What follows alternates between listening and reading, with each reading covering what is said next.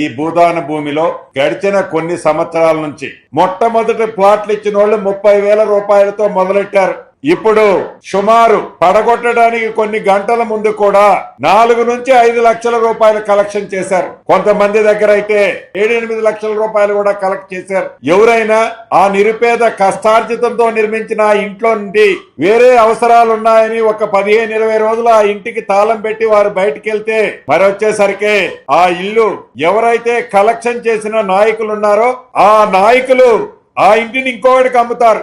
కొన్ని సందర్భాల్లో man handling కూడా చేశారని ఆ సోదరిమణి కన్నీరు మున్నీరు అయింది.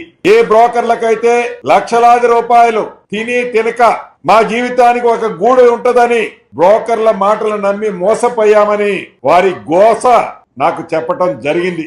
అధికారుల్ని ఆదేశించాను. విత్ ఇన్ షార్ట్ టైం ఏ పేదవాడు అబద్ధం చెప్పడం, ఆ పేదవాడు నోటునొచ్చిందే శిలా శాసనం. వాళ్ళు ఏదైతే డబ్బు ఇచ్చామని చెప్తున్నారో ప్రతి రూపాయిని తిరిగి కలెక్ట్ చేపించి నేనిచ్చే ఇందిరమ్మ ఇంటికి కలెక్షన్ కి అదనంగా దాన్ని కూడా ఆ పేదవాళ్ళ ఇల్లు కట్టుకుంటారు.